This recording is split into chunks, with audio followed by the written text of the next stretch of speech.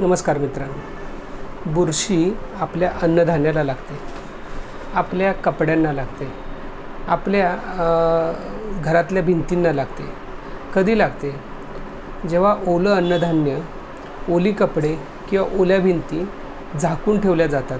म्हणजे ओलावा जिथे बंदिस्त हवेमध्ये राहतो तेव्हा बुरशीचा प्रसार होतो.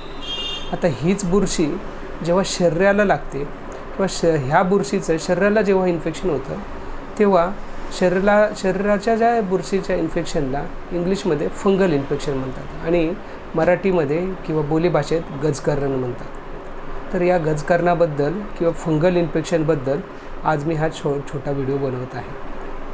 तर मुळातच गजकरण किंवा फंगल इन्फेक्शन याचं कारण मीमांसा समजून घेणं गरजेचं आहे. आणि जिथं ओलावा आणि ओल्या गोष्टी बंदिस्त जागेमध्ये राहिल्यानंतर बुरशीची वाढ होते, हे मूळ कारण लक्षात घेतलं पाहिजे. तर आजकालच्या ह्या मुंबईसारख्या वातावरणात, मुंबईचं वातावरण आधीच दमट आहे आणि अशा वातावरणात हे बुरशीचं फंगल इन्फेक्शन जास्त प्रमाणात बळावत चाललेलं आहे.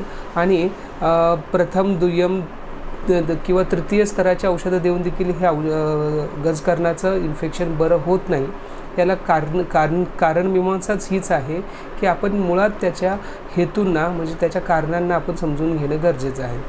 तर त्यामुळे आपल्याला गजकरण किंवा फंगल इन्फेक्शन होतं का? तर जे आपण ओली कपडे घालून तसेच दिवसभर ओलावा घेऊन फिरणं किंवा गजकरणाचा मूळ भाग, म्हणजे गजकरण हे मुळातच नखापासून केसापर्यंत कुठल्याही अवयवाला होऊ शकतं. पण प्रामुख्याने हा गजकरणाचा भाग काखेमध्ये किंवा स्त्रियांच्या वक्षाच्या खाली, छातीच्या आणि पोटाच्या मध्यभागामध्ये जिथे संधीचा भाग असतो तिथे किंवा कमरेच्या ठिकाणी किंवा जांघेमध्ये हे फंगल इन्फेक्शन होण्याची दाट शक्यता असते. इवन फंगल इन्फेक्शन हे रक्तामध्ये पण होऊ शकतो, पण त्याचा भाग वेगळा आहे. मी फक्त त्वचेच्या फंगल इन्फेक्शनबद्दल बोलत आहे. त्वचेच्या फंगल इन्फेक्शनबद्दल बोलताना ह्या गोष्टीचं भान लक्षात असलं पाहिजे की मुळातच आपल्याला ओलावा आपल्याला नष्ट करावा लागेल.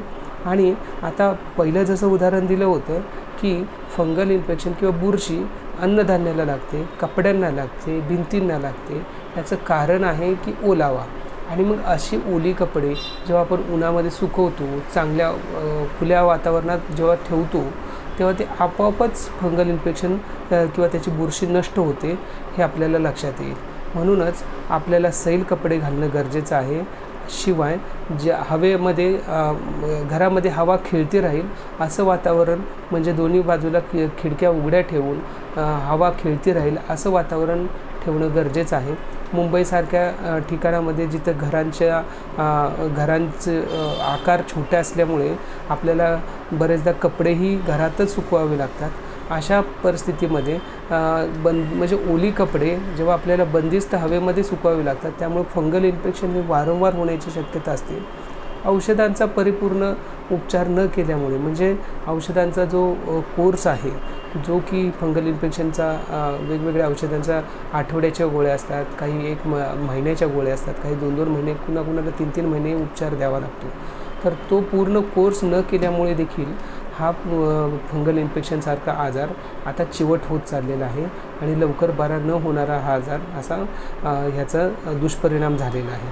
त्यामुळे फंगल इन्फेक्शन जर असेल, म्हणजे फंगल इन्फेक्शनची लक्षणं सांगायची राहिली तर फंगल इन्फेक्शन म्हणजे असे ओव्हल शेप किंवा सर्क्युलर शेप असे डाग येतात, खाज करते.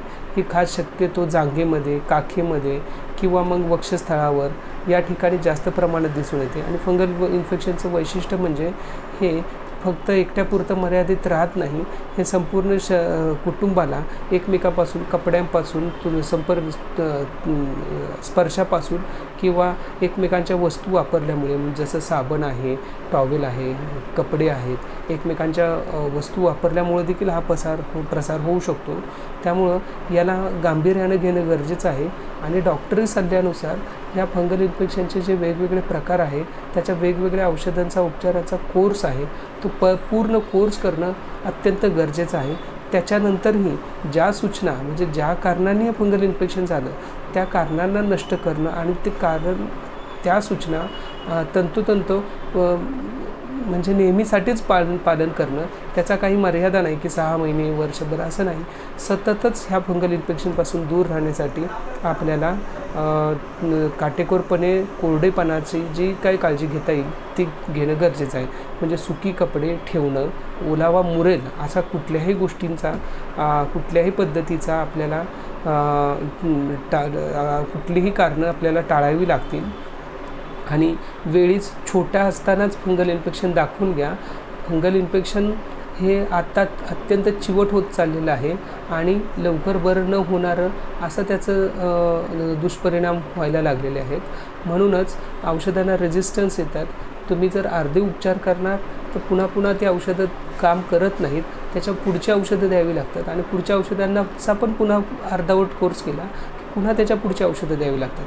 तर काही साबण मिळतात, त्या साबणांचा पण जरी फंगल इन्फेक्शन बरं झालं तर ते साबण देखील तुम्ही 6-6 महिने वर्ष वापरले तरी काही त्याचं नुकसान नाही.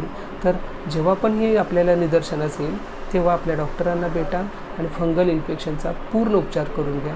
आणि स्वच्छता पाळणं, ड्रायनेस मेंटेन करणं हा फंगल इन्फेक्शनचा एकमेव मूलमंत्र आहे. थँक्यू. हा व्हिडिओ पूर्ण पाहिल्याबद्दल. मी डॉक्टर भरत रणदिवे, वाशी सेक्टर 26.